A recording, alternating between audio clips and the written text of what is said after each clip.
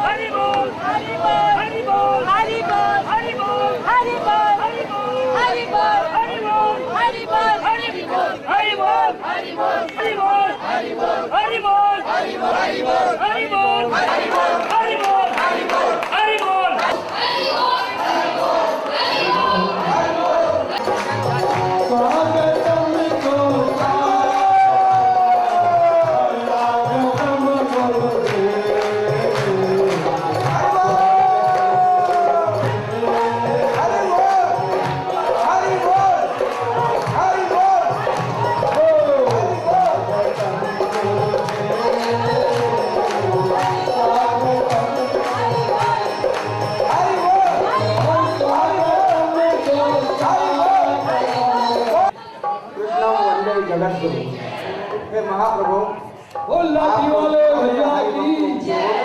कोटि कोटि नमन। महाराज जी, आप भक्ति का दीप प्रज्वलित करें कि गंगा बहाते चलो। साक्षात प्रेम हो, आप ही परम ब्रह्म हो। आपकी प्रेम धारा से सरोवर होने के लिए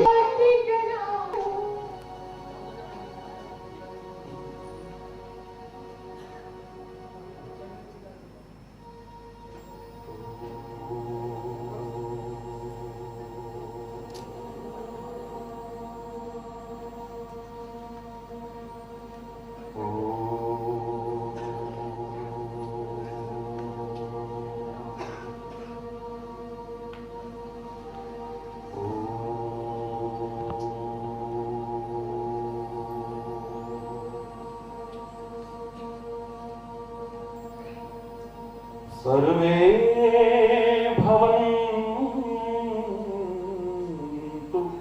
सुखिनः, सर्वे सन्तु निरामयाः,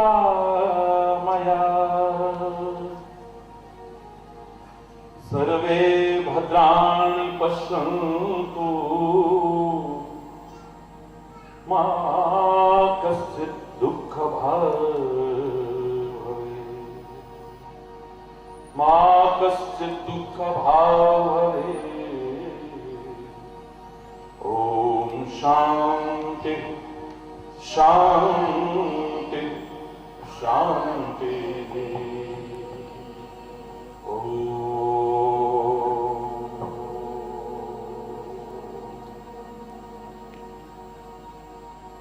माता च पिता त्वमेव, त्वमेव बन्धुश्च सखा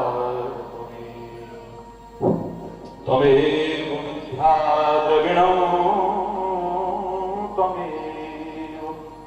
त्वमेव सर्वं मम देव देव, त्वमेव सर्वं मम देव देव।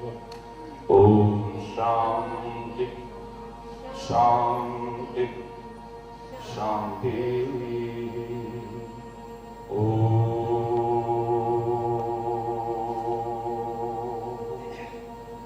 ध्यानमूलं गुरुर्मूर्ति, पूजामूलं गुरुपदम्, मन्त्रमूलं गुरुर्वाक्यम्, मोक्षमूलं गुरुकृपा। ॐ शान्ति शान्ति शान्ति।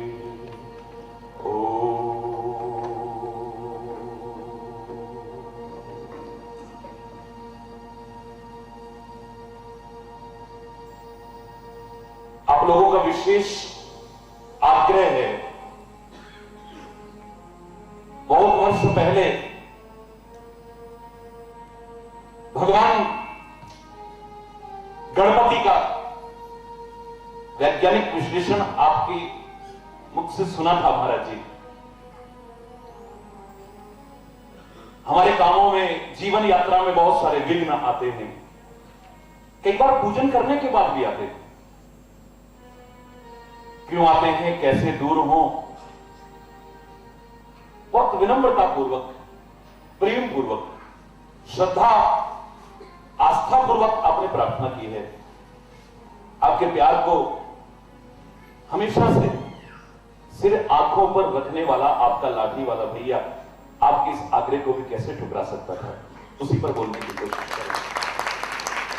जय गणेश जय गणेश जय गणेश देवा, जय गणेश जय गणेश जय गणेश देवा, जय गणेश जय गणेश जय गणेश देवा, जय गणेश जय गणेश जय गणेश देवा, माता जाति पार्वती पिता महादेवा,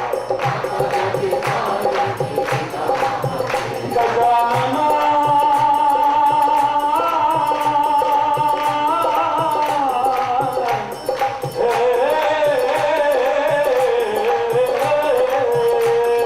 गणपति बप्पा मोरया, ओ गणपति बप्पा मोरया, ओ मंगल मूर्ति मोरया, बप्पा मोरया रे बप्पा, ओ बप्पा मोरया रे,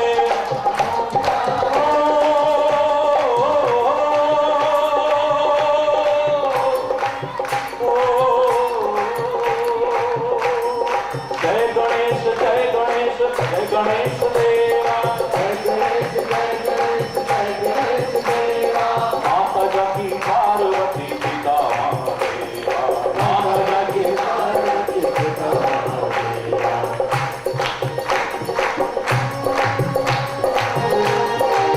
गणपति बप्पा।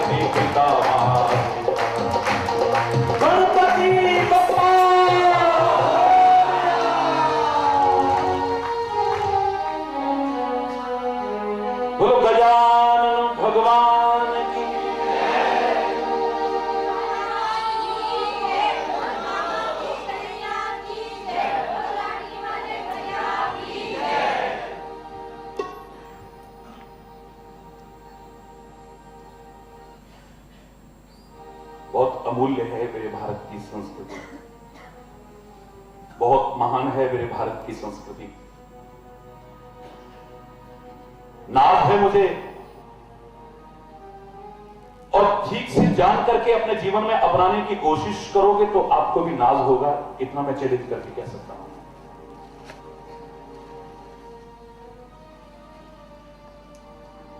पूर्ण वैज्ञानिक है मेरे भारत की संस्कृति। बताया जा सकता है व्हाट्स द लॉजिक बिहाइंड, कोई भी चीज कही जाए साइंटिफिक है, ढकोसला नहीं है।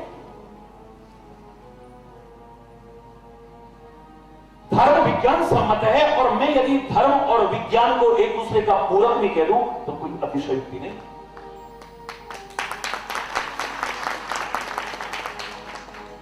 धर्म से विज्ञान जब भी दूर हुआ है तभी ढोंग आता है, पाखंड आता है, अंधविश्वास आता है, रूढ़िवादिताएं आती है।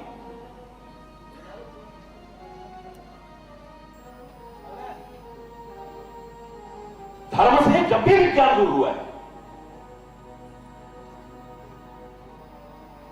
ढोंग, पाखंड, अंधविश्वास, रूढ़िवादिताएं, कुरीतियां, और विज्ञान से भी जब धर्म को दूर कर दिया जाए, मैं चैलेंज करके कह रहा हूं, ऐसा धर्म विहीन विज्ञान विकास का नहीं विनाश का कारण होता है, विकास नहीं करता है। विज्ञान के साथ में धर्म रहना चाहिए और धर्म के साथ भी विज्ञान रहना चाहिए। लोगों ने चंद स्वार्थों के लिए इस धर्म को ढकोसला बनाने की कोशिश की है नहीं। गणपति का स्मरण करके, गणपति का पूजन करके विघ्न कैसे दूर हो सकते हैं? लोग प्रश्न उठाने की कोशिश करते हैं। करोड़ों लोग जहां आस्था रखते हैं, जहां भावनाएं रखते हैं, जहां विश्वास रखते हैं, बहुत से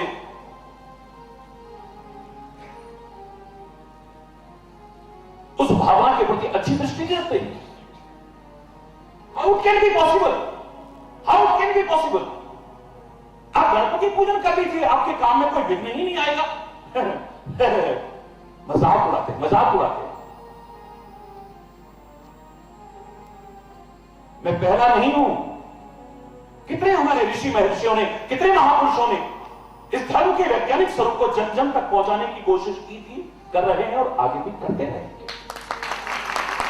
और आज से ठीक 30 वर्ष पहले, आज से ठीक 30 वर्ष पहले जब किसी ने गणपति के स्वरूप का मजाक उड़ाया था, उन शब्दों को मैं दोहराना नहीं चाहता हूं,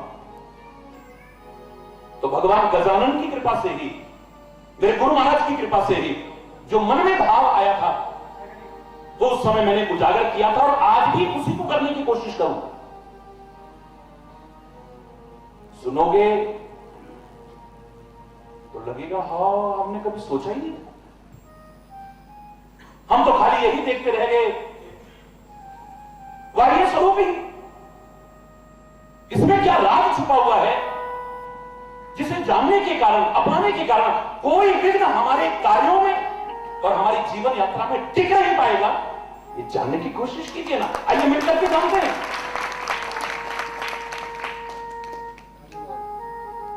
मैंने जीवन में एक ही सिद्धांत अपनाया है बाल्यावस्था से,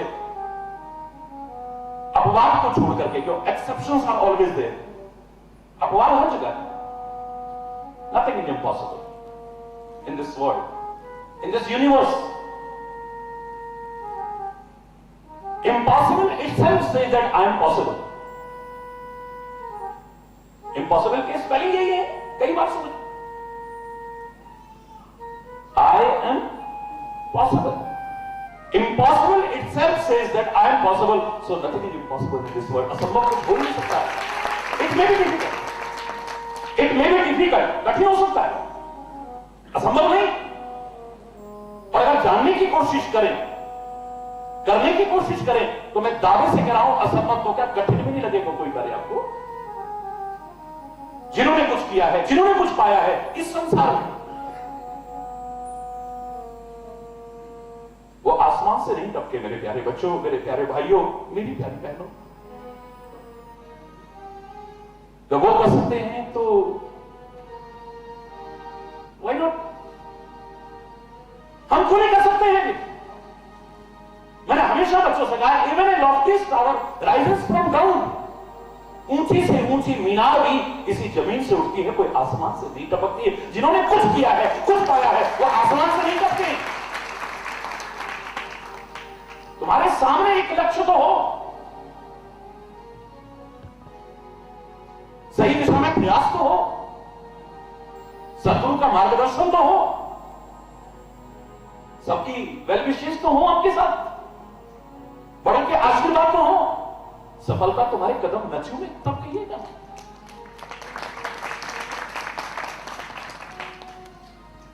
और मेरे भगवान गजानन के स्वरूप के बारे में जब हम ध्यान करते हैं, स्मरण करते हैं, तो शुरुआत तो यहीं से होती है, बाकी सब बाद में।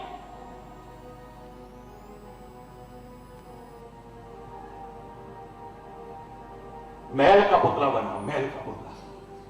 हरि बोल। पार्वती के शरीर में से जो महल इकट्ठा हुआ, उसका एक पुतला बनाया, प्राण फूंक दिए गजानन। वाह, आज सारी दुनिया की मैल हटाने के लिए बाहर और अंतर की वो सक्षम है। अगर तुम चाहो तो अपने जीवन को इतना ऊंचा उठा सकते हो। एक महल का पुतला बनाया, क्यों? यही तो कथा पढ़ते हो। हरि बोलना, जोर से बोलो।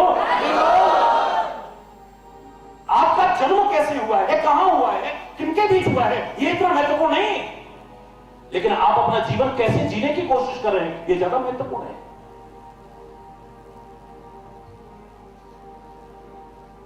आप चाहो तो अपने जीवन को बहुत ऊंची बुलंदियों तक पहुंचा सकते हो, तो तुम्हारे सामने कोई लक्ष्य ही नहीं है। और मैंने हमेशा कहा, लक्ष्य विहीन मानव कैसा है? Just like a pendulum. जैसे घड़ी का पेंडुलम है, जब तक चाबी है तब तक हिलता है, डुलता है, पर एक कदम भी आगे बिल्कुल ठीक ऐसे ही एमलेस लक्ष्यहीन मानव भी जीवन भर जब तक श्वास रूपी चाबी है कुछ ना कुछ करता तो है, लेकिन हासिल क्या करता है? अगर अधिकांश जीवनों में ढूंढोगे तो शून्य नजर आएगा, कुछ नजर नहीं आएगा, कुछ भी नहीं। क्या पाया है आपने? मानव जीवन की परम उपलब्धि जिसे कहा जा सके, क्या पाया है आपने? अगर जानने की कोशिश की जाए तो अधिकांश जीवन शून्य दिखाई। अरे बहुत। अगर आप कहें कि मैंने पद पा लिया, धन पा लिया, वैभव पा लिया, ये तो चोरों के पास भी हो जाता है, ये तो वैश्याओं के पास भी हो जाता है, ये तो स्मगलर्स के पास भी हो जाता है, ये तो वैश्याओं के पास, नीच से नीच, घृण से घृणित कर्म करने वाले ये सारी चीजें हासिल कर लिए। अगर तुमने भी ये सब पा लिया तो कौन सा बड़ा तीर मार दिया है? मानव जीवन की परम उपलब्धि जिसे कहा जा सकता, क्या है तुम्हारी? होगी तो तब जब लक्ष्य होगा हमारे सामने। बड़ों से, बच्चों से, किसी से पूछो, क्या बनना चाहते हो आप, क्या पाना चाहते हो? या रटा रटाया होगा, मैं डॉक्टर बनना चाहता हूं, मैं इंजीनियर बनना चाहता हूं, मैं साइंटिस्ट बनना चाहता हूं, मैं ये बनना चाहता हूं, मैं ये बनना चाहता हूं, मैं वो बनना चाहता हूं। अरे तुम चाहते हो और आप बन जाओ, मैं शुभकामना करता हूं, आप सबके लिए करता हूं, सारी दुनिया के लोगों के लिए करता हूं। आप तो खाली चाहते हो, मैं कहता हूं बनो, लेकिन एक बात मत भूलना, ये जो तुम कह रहे हो, these all are dreams, सपने हैं ये सारे, सपने हैं ये सारे, और सपने देखने में कोई बुराई नहीं। मैं तो बचपन से कहा करता हूं, सपने भी देखने हैं तो ऊंचे ऊंचे देखो, नीचे मत देखो, बहुत ऊंचे ऊंचे सपने देखो, लेकिन एक सेंटेंस मत भूलना मेरा, सपने देखने में कोई बुराई नहीं है, but you have to pay the price to make them come true. उनको साकार करने के लिए you have to pay the price. इस बात को भूलने की कोशिश मत करना कभी, कीमत भी चुकानी पड़ेगी तुम। कोई बातों से कुछ होने वाला नहीं है, पूरा ख्याली पुलाव बना करके कुछ मिलने वाला नहीं है। तुम चाहो तो जीवन को कहां से कहां उठा सकते हो, पहुंचा सकते हो। तुम आगे बढ़ो तो सही, तुम कोशिश करोगे। और मैंने सुना है, God helps those who help themselves. हिम्मत मर्दा मदद खुदा। जब जीव कोशिश करता है तो वो परम सत्ता जिसे तुम किन्हीं नाम से भी पुकारते हो, वो सहायता करती है। और जब वो सहायता करे तुम्हें सफलता ना मिले, ऐसा हो ही नहीं सकता है।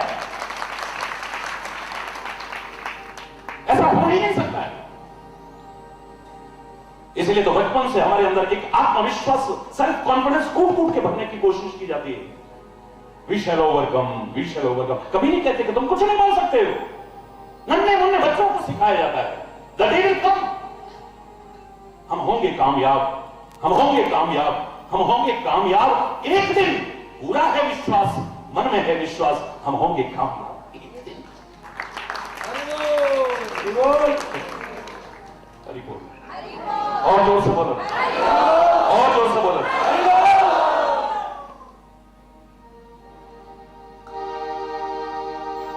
अब स्वरूप देखिए ना, कहां से कहां पहुंचे। अपनी विशेषताएं हैं, अपने गुण हैं, अपने प्रयास हैं, लेकिन भगवान की कृपा को, बड़ों के आशीर्वाद को, इसके महत्व को भी कम करके मत आंकना। आज सर्वदेवों में सबसे पहले पूजित भगवान गणेश क्यों बने हैं, कैसे बने हैं? गिनी चुनी कथाएं आप पढ़ते हैं। पहला पढ़ते हैं, माता पिता की महत्व को स्वीकार किया है। सारी पृथ्वी की परिक्रमा लगा करके जो सबसे पहले आएगा वो सर्वप्रथम पूजित होगा।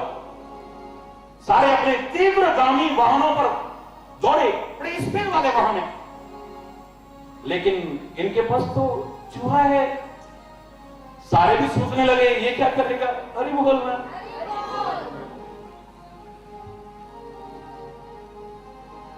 लेकिन वाह, विद्या और बुद्धि के विधाता और प्रदाता, तूने मानव के बौद्धिक स्तर के उपयोग का महत्व बताया है। दिमाग में सोचा कि इसमें तो शायद पराजित ना हो जाऊं, लेकिन मेरी तो सारी दुनिया मेरे माता पिता के पवित्र चरणों में है।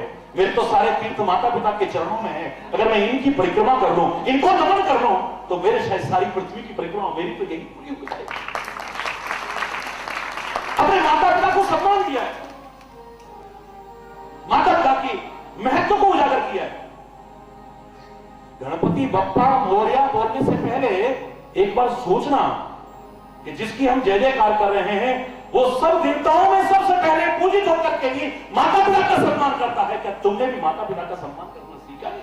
सोचो, क्या तुम माता पिता का सम्मान करते हो? क्या उनकी सेवा करते हो? क्या उनकी उपेक्षा तो नहीं कर रहे हो?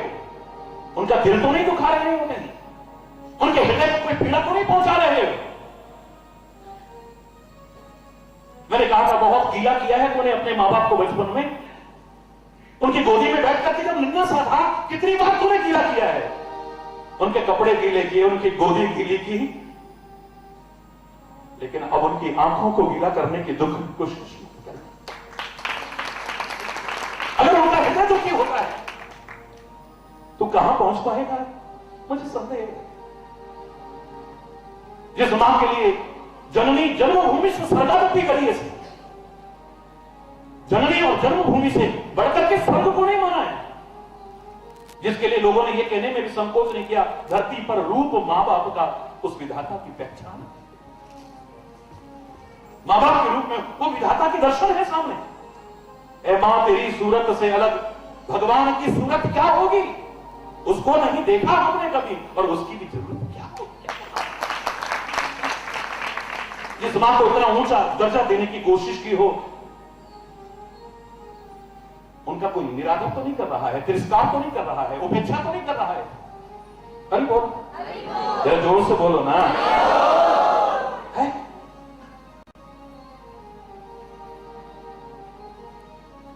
9-10 महीने जिन्होंने अपने गर्भ में तेरे को उठाया, तेरा भार उठाया, जन्म देने बाद अपनी गोदी में तेरा भार उठाया, अपनी छाती पर तेरा भार उठाया, अपने कंधे पर तेरा भार उठाया। और कितने भी बड़े थे, बच्चे ने कहा पापा घोड़ी बन जाओ, घोड़ी बन गए, पीठ पर भार उठाया, जीवन भर लालन पोषण का भार उठाया। आज वो बुढ़े हो गए तो तेरे को भार लगने लगे, इससे बड़ी शर्म की बात हो सकती है? विचार करके देख, इससे बड़ी शर्म की स्थिति और क्या हो सकती है? कहीं तेरे को भार तो नहीं लगने लगे? अरे बोल जरा जोर से बोलो ना।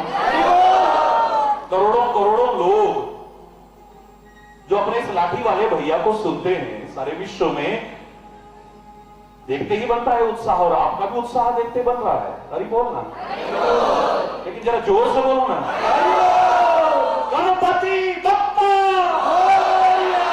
दावे से कह रहा हूं, वो चिंतन उभर करके आएगा, आप स्वयं कहेंगे कि महाराज जी जो इतने विघ्न आते थे हमारे कामों में या जीवन यात्रा में, इतने विघ्न आते थे, पता ही नहीं लगा वो सारे के सारे विघ्न कब खत्म हो गए। सुनिएगा क्या,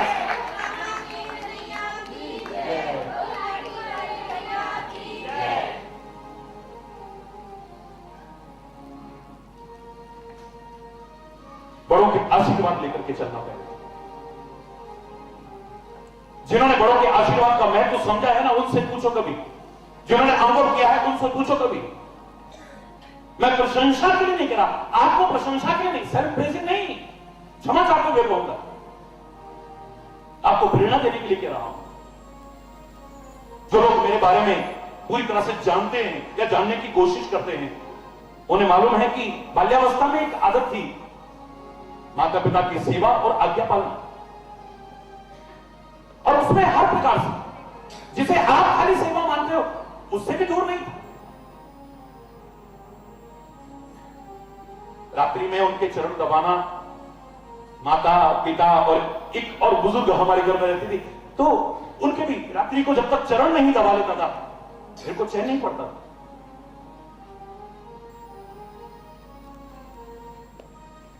कोई भी बड़ा मिल जाए उसके चरण छूना एक आदत बन चुकी थी, और इस वजह से कई बार मजाक का पात्र बनना पड़ता था। ये तुम्हारी औकात के हैं जिनके तुम पैर छू रहे हो? अपने काम से मजदूर लोग आ गए, अगर बड़े हैं उम्र में उनके भी चरण छू देता था। घर में काम करने वाली आती थी, अगर वो बुजुर्ग है उसके भी चरण छू देता था। ये बात तो मजाक उड़ाते थे। एक दिन बात काफी बढ़ गई, किसी ऐसे व्यक्ति के मैंने चरण छू दिए जो परिवार के और लोगों को पसंद नहीं था, लेकिन मेरी दृष्टि में वो बुजुर्ग था, मैंने चरण छू दिए। रात्रि में माता पिता के चरण दबाने के बाद वो जो 100 वर्ष की बुजुर्ग थी हमारे घर में, उनके चरण दबा रहा था। ये सच्ची घटना बता रहा हूं। जब तक नहीं कहते थे बेटा आप जाओ सो जाओ, तब तक नहीं सोता था। आज उनको नींद आ गई, कहें कैसे, मैं भी दबाता रहा। अचानक आंख खुली, घड़ी की तरफ देखा, 2:30 बज गए। बेटा अभी तक सोए नहीं तुम? तो कोई बात नहीं, मैं दबाता रहा। आंखों में आंसू भर के उन बुजुर्ग के शब्द मुझे आज तक याद हैं। उन्होंने कहा, बेटा इनका बुरा मत मानना जो तेरा मजाक उड़ा रहे थे। ये जो तेरा भाव है इसको बनाए रखना। सब बड़ों के चरणों में नमन करना, उनका सत्कार करना, उनकी सेवा करने की कोशिश करना, इस काम को छोड़ना मत। ये मेरे दिल की दुआ निकल रही है कि जैसे आज तू सबके पैर छूता है ना, एक वो दिन आएगा सारी दुनिया तेरे पैर। कोई बात नहीं, तो कोई कतरा नहीं। बड़ों के हृदय से निकली हुई दुआएं कभी खाली नहीं जाती। बद्दुआ निकलती नहीं है उनके दिल से, लेकिन कभी कुछ ऐसा करना मत जो बद्दुआ के काबिल हो। परमात्मा तुम्हें लंबी उम्र दे, सुखी जीवन दे, समृद्ध और खुशहाल जीवन दे, लेकिन सोचो जब तुम बुजुर्ग हो जाओ, तुम्हारी औलाद अगर तुम्हारा तिरस्कार करेगी, उपेक्षा करेगी, अपमान करेगी और सेवा नहीं करेगी, तुम्हें कैसा लगेगा? बस यही सोच करके तुम्हारे बुजुर्गों को भी अच्छा नहीं लगता होगा जब तुम उनका तिरस्कार करते हो, उपेक्षा करते हो, अपमान करते हो। कभी भी ऐसा करने की कोशिश करना। और जोर से बोलो, भगवान गजानन में आगे तो वैज्ञानिक विश्लेषण करूंगा ही, ईश्वर की कृपा से, भगवान गजानन की कृपा से ही, लेकिन सबसे पहले ये जो सामाजिक एक समस्या उभर रही है हमारे सामने, वृद्ध आश्रमों की मांग बढ़ती चली जा रही है। ये बुजुर्ग लोग जो भार जैसे प्रतीत होने लगे हैं, आज समाज में उनका अपमान और तिरस्कार देखने को मिल रहा है, जो बहुत अशोभनीय है, निंदनीय है। उसके लिए मैं यही कहूंगा कि अगर तुम गजानन के स्वरूप का स्मरण करते हो, गजानन का नाम लेते हो, भगवान गणपति के चरणों में नमन करते हो, उनके प्रति श्रद्धा रखते हो, तो सबसे पहले सीख लेना, इन्होंने अपने माँ बाप का सम्मान किया था, तुम भी अपने माँ बाप और बड़े बुजुर्गों का सम्मान करो। कभी निराकरण बहुत काम आएंगी, बड़ों की दुआएं, बड़ों के आशीर्वाद याद रखें।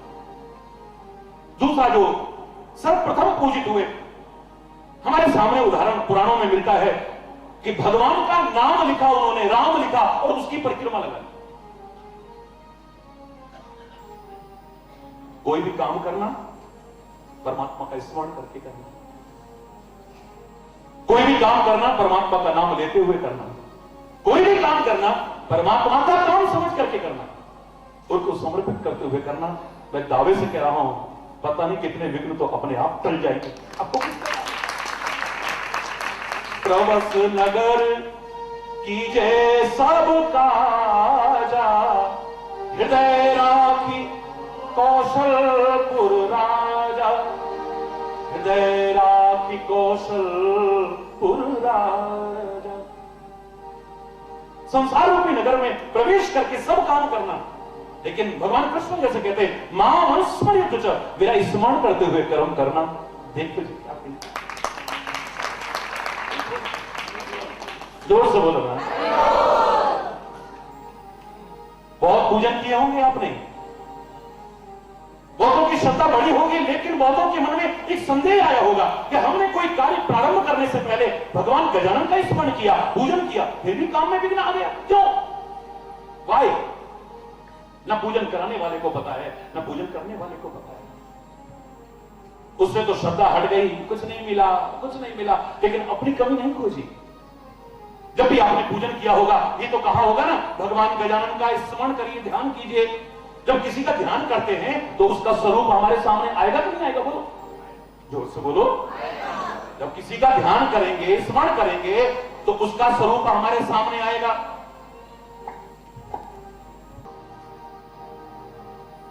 जब किसी का भी ध्यान करेंगे तो उसका स्मरण हमारे करते ही उसका रूप हमारे सामने आएगा ना। बोलिए, अब भगवान गजानन का स्वरूप हमारे सामने आ गया। बोलो गजानन भगवान की जय। अब मंत्र भी हमने बोले, स्मरण भी किया, पूजा भी की, लेकिन हमने जाना ही नहीं कि स्वरूप में क्या छुपा हुआ है, ये क्या शिक्षा दे रहा है, क्या प्रेरणा दे रहा है, जिसको अपनाए बिना ये विघ्न दूर होने वाले नहीं है। और अगर उनको अपना लिया तो कोई विघ्न टिक जाएगा, कोई सबका चैलेंज करके दे रहा है। वो तो है ही सुख करता दुख हरता।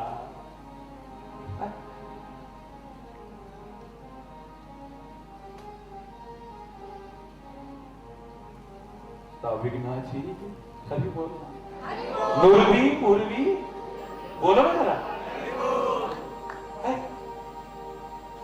जय देव जय देव जय मंगल मूर्ति श्री मंगल मूर्ति बोलो ना।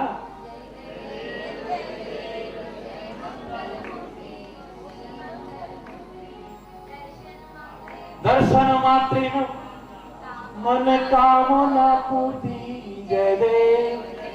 बोलते हो ना? बोलेंगे आज भी, आखिर में बोलेंगे, आरती करते हुए बोलेंगे ना, बड़ा मजा आएगा। लेकिन दर्शन मात्र मन कामना पूर्ति जय देव जय देव। अब दर्शन करते हैं तो स्वरूप सामने आता है। अब ये स्वरूप क्या सिखाना चाहता है, ये जब तक हमने न सीखा और जो शिक्षा देती है उसे न अपनाया तो विशेष लाभ से वंचित है। याद रख,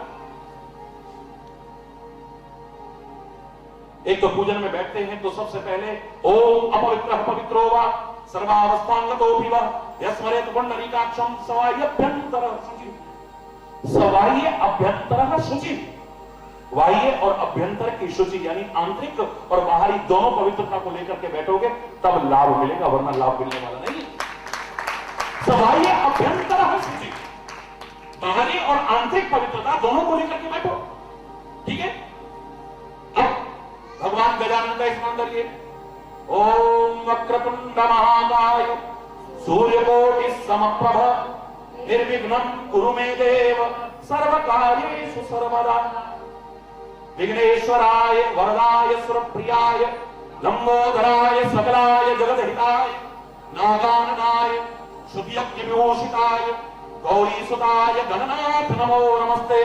प्रणम्य शिरसा देवं गौरीपुत्रं विनायकं भक्तानां समस्मे नित्यं आयु कामार्थ सिद्धये वक्रतुंड महाकाय सूर्यकोटि समप्रभ निर्विघ्नं कुरु मे देव सर्वकार्येषु सर्वदा सर्वविघ्न विनाशाय सर्वकल्याण हेतवे पार्वती प्रिय पुत्राय श्री गणेशाय नमो नमः।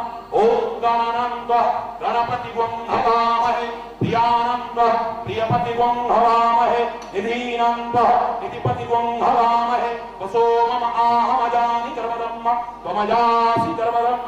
ओम स्वकस्य एकदन्तस्य कपिलो गजकर्णकः लम्बोदस्य विकटो विघ्ननाशो विनायकः धूम्रकेतुर्गणाध्यक्षो भालचन्द्रो गजाननः द्वादश एतानि नामानि यमने शृणुयादपि विद्यारम्भे विवाहे च प्रवेशे निर्गमे तथा संग्रामे संकटैश्चैव विघ्नस्तस्य न जायते। एकदन्तं महाकायं लम्बोदर गजाननं विघ्ननाशकरं देवं हिरण्यं प्रणमाम्यहं। देहि मे रिद्धि सौभाग्यं देहि मे धन संपदं इच्छा सिद्धि कुरु मे देव दयादीनं गणेश्वर रक्ष रक्ष गणाध्यक्ष रक्ष त्रैलोक्य रक्षकः भक्तानां अभयं कर्ता त्राता भव भवानवान् गुरु गजानन भगवान। अब स्मरण कर लिया आपने, हरि बोल। कार्यों में विघ्न आते हैं,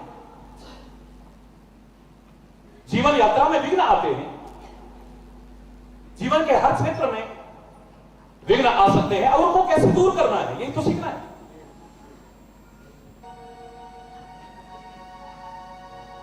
आपने भगवान गजानन का स्मरण किया, स्वरूप सामने आया, बोलो ना, जोर से बोलो, आया तो एक बार जोर से बोलो ना, गणपति बप्पा। अरे गूंज जाना चाहिए और सारे के सारे मिल करके बोलिए ना,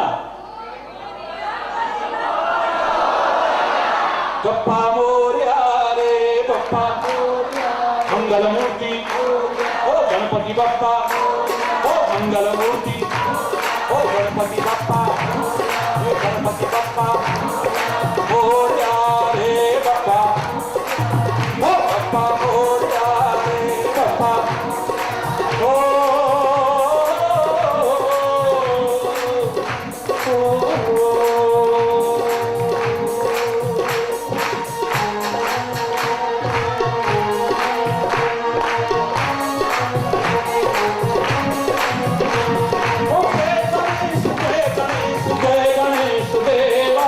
जय गणेश जय गणेश जय गणेश देवा जय गणेश जय गणेश।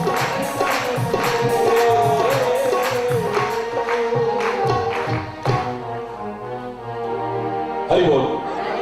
अब भगवान गजानन के, अब बहुत ध्यान से सुनिएगा, एक शब्द भी चूक ना जाए।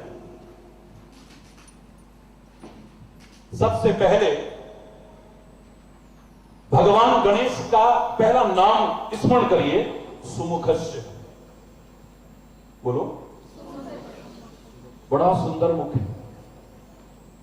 अब सोचिए किसी व्यक्ति का मुख हाथी जैसा हो, लंबे लंबे कान हो, छोटी छोटी आंखें हो, लंबी सारी सूंड हो, लंबे लंबे दांत हो। झूठ मत बोलना, सच सच बोलना। सुंदर मुख कहोगे, बोलो ना। भगवान गजानन को क्यों कहते हैं? जिसके आगे परम सुंदर वाहन भी फीके लगते हैं। आपने सुना होगा कि चतुर्थी के दिन भगवान गजानन के प्राकट्य उत्सव के दिन, उनके जन्मदिन के दिन समारोह हो रहा है, बड़ा आनंद आ रहा है और सारे कह रहे हैं सुमुखस्य, आहा बड़े सुंदर हैं आप, लंबोदर परम सुंदर एकदंतम। परम सुंदर है, सुंदर नहीं कैसे है? आप तो सुंदर भी नहीं मानोगे ऐसे व्यक्ति को। यहां कह रहे लंबोदर परम सुंदर एकदंतम, परम सुंदर है आप। चंद्रमा को हंसी आ गई क्योंकि चंद्रमा अपने आप को बहुत सुंदर मानता है ना। जरा किसी में सुंदरता आ जाए तो क्या कहेंगे? चंद्रमुखी है, ये तो चंद्रमुख वाला है? चांद सा मुखड़ा है इसका तो। क्यों? चांद बहुत सुंदर होता है बाहर से, और चांद जैसे अभिमानी सौंदर्य वाले के के मन में गणेश का रूप सौंदर्य नहीं लगता है, वो हंसी उड़ाता है, मजाक उड़ाता है। शक्ल देखिए, परम सुंदर, परम सुंदर। सुना है ना आपने? ये भी सुना होगा कि उसे श्राप लगा था कि आज चतुर्थी के दिन अगर तेरी शक्ल भी कोई देखेगा उसे कलंक लगेगा, तेरा मुंह भी कोई देखना पसंद नहीं करेगा। तो क्या है सौंदर्य?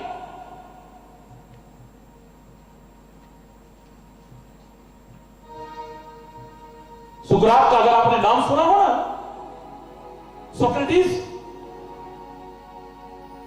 जिसे आप सुंदर और असुंदर मानते हो, आपकी जो परिभाषा है उस हिसाब से इतना बदसूरत था वो आपकी निगाह में, लेकिन उसकी फिलोसोफर था, बहुत बड़ा फिलोसोफर हुआ है।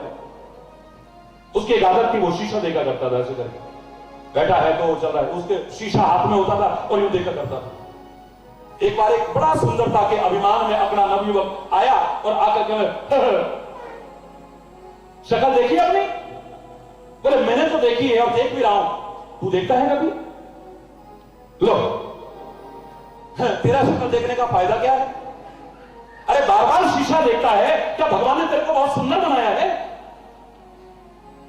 बोले नवयुवक, जिस भावना से मैं ये शीशा देखता हूं ना, काश अगर उस भावना से तूने भी देख लिया होता तो आज सामने खड़ा होकर के अभिमान में अकड़ करके ऐसे बुरे शब्द ना कह रहा होता। लो, किस भावना से देखते हो? बोले जब भी मैं शीशा देखता हूं ना, तूने ठीक कहा है कि मेरी सूरत बहुत अच्छी नहीं है, अरे बोलना, लेकिन मेरे मन में आता है कि परमात्मा ने मुझे शक्ल तो अच्छी नहीं दी है, लेकिन अपने कर्म, आचरण और जीवन को इतना सुंदर बना जाऊं कि दुनिया हमेशा मुझे याद करती रहे। जब भी मैं शीशा देखता हूं तो मेरे मन में आता है अपने कर्मों को इतना ऊंचा उठाऊं, अपने गुणों को इतना ऊंचा उठाऊं, अपनी दिव्यताओं को इतना ऊंचा उठाऊं, अपने आचरण को, अपने जीवन को इतना ऊंचा उठाऊं कि लोग वाह वाह कर उठे, वाह वाह कर उठे।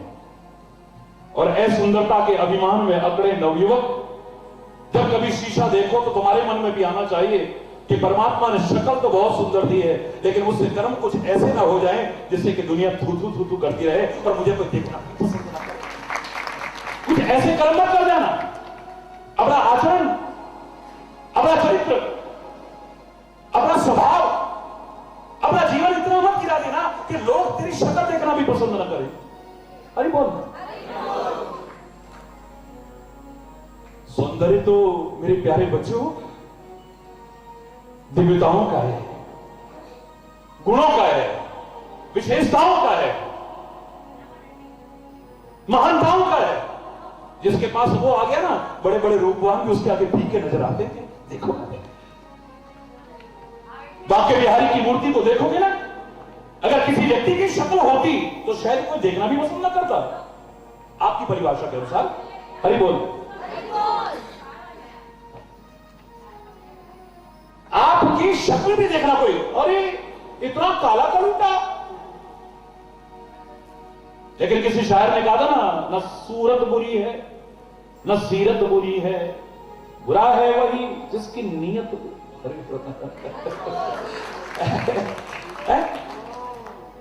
बांके बिहारी की मूर्ति देखी कभी आपने? अरे वहां जाके देखी तो बड़ी अच्छी बात है, वहां ना देखी हो कभी तस्वीरों में तो देखी होगी ना।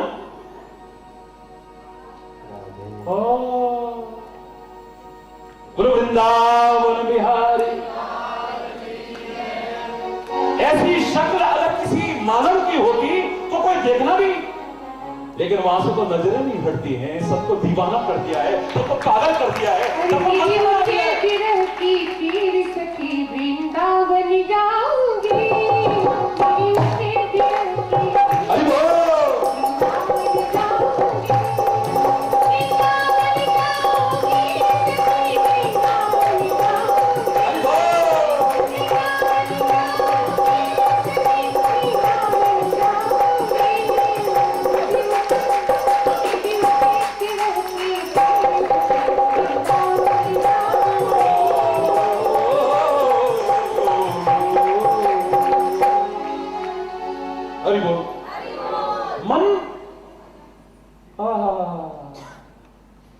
कोई भजन गा रहा था, तुम गोरे होते तो फिर क्या होता मोहन, इस सांवरी सूरत ने पागल कर डाला है। ये सोने की होती तो पता नहीं क्या होता मोहन, इस बांस की पोरी ने घायल कर डाला। ऐ शाम तेरी क्या बात, काहे का वो सौंदर्य है, आंखें हटने का नाम नहीं लेती है। पर्दा करता है पुजारी बार बार बार बार, आप देखिएगा भी वृंदावन में, क्यों?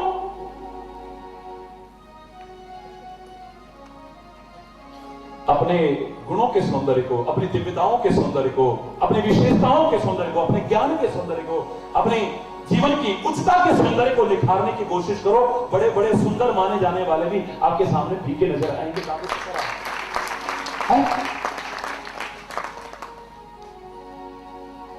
ये बाहर की जो शक्ल है ये कैसी बनी है ये ज्यादा महत्वपूर्ण नहीं,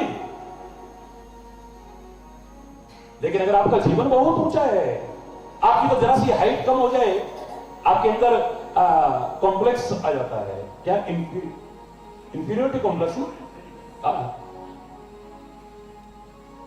तो देखो उसको, लाल बहादुर शास्त्री को, कितना छोटा सा, अरे बोलो, जोर से बोलो।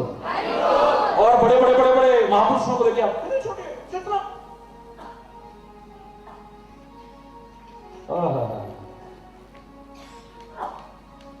जीवन को कहां से कम बढ़ा दिया। जरा सी शक्ल थोड़ी ऐसी हो गई, हमारे अंदर एक हीन भावना आ जाती है। लेकिन अष्टावक्र जब राजा जनक की सभा में पहुंचा था, सुना हो अगर आपने तो, 8 जिला से गिरा था, लोगों ने मजाक उड़ाया था, फिर राजा जनक का गुरु बनने आया। शक्ल देखिए, उसने इतना ही कहा था कि तुम्हारी सभा में खाली चमड़े की परख करने वाले हैं, अगर एक बार मेरे ज्ञान की परख कर देते तो इस तरह से मजाक उड़ाने का साहस। तुमने मेरा शक्ल देखी है, मेरा टेढ़ा मेरा शरीर देखा है, पर ज्ञान टेढ़ा मेढ़ा नहीं होता है, विशेषताएं टेढ़ी मेढ़ी नहीं होती। महाराजा जनक का भी गुरु बनने का जिसे सौभाग्य मिला हो, उस शक्ल से बहुत सुंदर नहीं था। हरि बोलना। और तुम्हारी तो इतनी बुरी नहीं है, बहुत अच्छी है, पर गुण आ जाए, दिव्यताएं आ जाए, चरित्र आ जाए, आचरण आ जाए, अच्छा स्वभाव आ जाए, अच्छी बोली आ जाए, अच्छा जीवन हो जाए, 4 चांद लग जाएंगे। देखो ना जरा, सुनो कश्यप, बड़ा सुंदर मुख है मेरे भगवान के लिए, देखो कितना प्यारा। इसकी विशेषताओं के कारण है, इसकी दिव्यताओं के कारण है, इसकी महानताओं के कारण है। क्या विशेषताएं है इसमें, जिनके कारण इसका तो सुंदर विकसित हुआ। आपके जीवन के विघ्न टल जाएंगे सारे। कौन नहीं चाहता है, बोलो। आप चाहते हो ना हमारे जीवन यात्रा के सारे विघ्न टले? जो चाहते हाथ उठाओ। आपके काम में कभी विघ्न ना आए, जो चाहते हो हाथ उठाओ।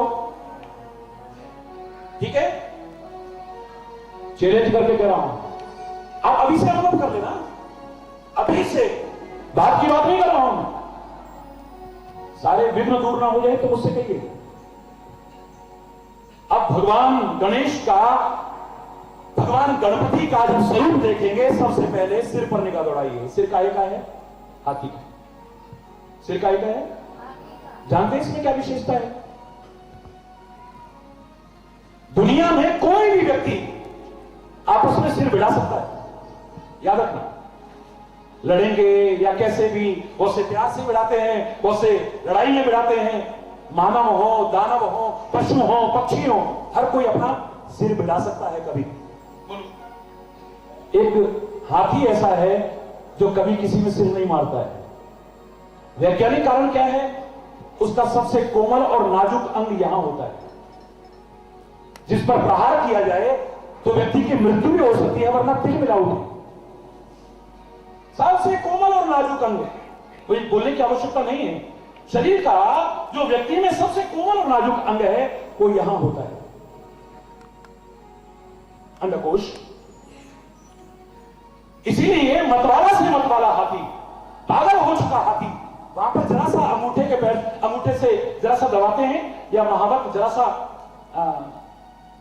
अंकुश लगाता है तो वश में हो जाता है। बोलो, जरा सा ये दबाता है, वश में हो जाता है, क्योंकि उसका सबसे कोमल और नाजुक अंग यहाँ है। ये तो वैज्ञानिक कारण हुआ कि सिर क्यों नहीं मारता है हाथी।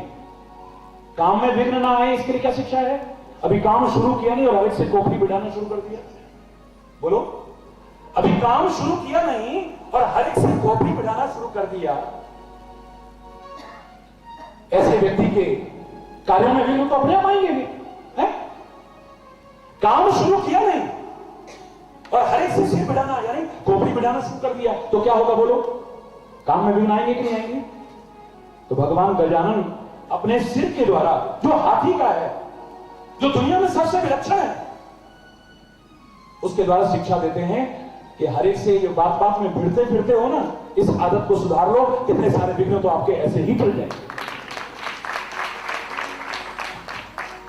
हरि बोल। बिड़ाना शुरू कर दिया तो क्या होगा? विघ्न तो आएंगे ना। हर एक से खोपड़ी बिड़ाने की आदत छोड़। दूसरा, भगवान गजानन का जब स्मरण करेंगे तो उनके माथे पर चंद्रमा है। क्या है? बोलो, चंद्रमा शीतलता का प्रतीक है। शीतलता का प्रतीक। या तो पूरा परिवार ही दिमाग को ठंडा रखता है, बात बात में गर्म नहीं करता है। पिता के सिर पर गंगा जी, माथे पर चंद्रमा, मां भगवती के सिर पर चांद और स्वयं गणेश के मुख पर भी माथे पर चंद्रमा है। आप द्वादश नाम लेते तो क्या बोलते हैं? सुमुखस्य एकदंतस्य कपिलो गजकर्णकः लंबोदस्य विकटो विघ्ननाशो विनायकः धूम्रकेतुर गणाध्यक्षो भालचंद्रो गजानन। मूर्तिकार बनाना भूल गए आजकल, वरना मेरे भगवान गजानन के माथे पर क्या है? चांद है। ये चांद बता रहा है, शीतलता का प्रतीक चांद बता रहा है कि बात बात में जो तमतमाने लगते हो, क्रोध करने लगते हो, आवेश में आने लगते हो, घर में कला कलेश करते हो, मन संबंधों की मधुरता को खत्म करते हो, वैर विरोध पैदा कर लेते हो, लड़ाई झगड़ा पैदा कर लेते हो, अशांति कला कलेश कर लेते हो, इससे बचना चाहो तो अपने दिमाग को ठंडा रखने की कोशिश करो। जब बात बात में दिमाग गर्म करोगे, अशांति होगी, कला कलेश होगा, लड़ाई झगड़ा होगा, वैर विरोध होगा, मन मुटाव होगा, तो काम में विघ्न तो जोर से बोलो ना, आएंगे कि नहीं आएंगे? बोलो, आएंगे ना। स्वास्थ्य के लिए भी अच्छा नहीं था। स्वास्थ्य खराब हो गया तो काम क्या करोगे? काम में विघ्न आ गया। पुराने जमाने में कहावत थी, पैर गरम पेट नरम सिर ठंडा, आए हकीम तो मारो डंडा। जोर से बोलो। अगर आपका पैर गर्म है, ठीक है, आपका पेट नरम है, आप ठीक है, आपका सिर ठंडा है, आप ठीक है। अगर हाथ पैर ठंडे होने लग जाए, मामला गड़बड़ा है, गड़बड़ा से अरे बोलना, जोर से बोलो ना, मामला गड़बड़ है। अगर आपका पेट सख्त होने लग जाए, मामला, आपका सिर गर्म रहे तो मामला गड़बड़ है। स्वास्थ्य के दृष्टिकोण से भी खराब। बोलो,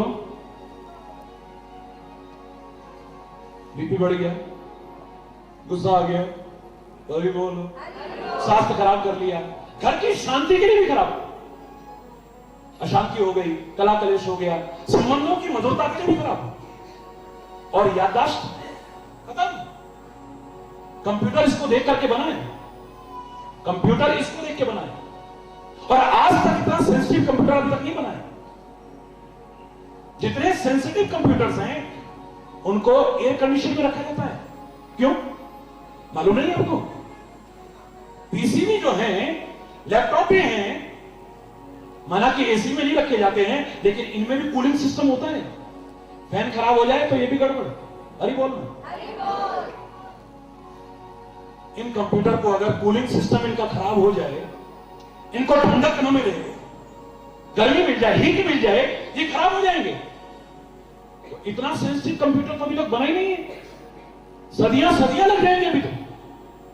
और उसको अगर क्रोध की हीट दोगे वो कब खराब हो जाएगा पता नहीं। बोलो, याददाश्त भी खराब, क्या करें में कुछ याद ही नहीं रहता है। कंप्यूटर को हीट मिल रही है, या कंप्यूटर में वायरस आ जाए, गंदगी आ जाए। सेंसिटिव कंप्यूटर जा रखे होते हैं, चप्पल जूते तक बाहर उतार के आते हो, गंदगी ना आ जाए, कोई वायरस ना आ जाए। दूसरों के दोष रूपी गंदगी भरे जा रहे हो, गंदा चिंतन रूपी वायरस इसके अंदर ला रहे हो। ये कंप्यूटर ठीक रहेगा? मुझे तो शक लगता है कब खराब।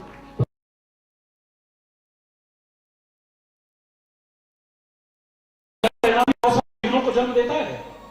जब लड़ाई झगड़ा होगा, वैर विरोध होगा, मनमुटाव होगा, कड़ा कलेश होगा, अशांति होगी, स्वास्थ्य खराब होगा, तो काम में विघ्न तो।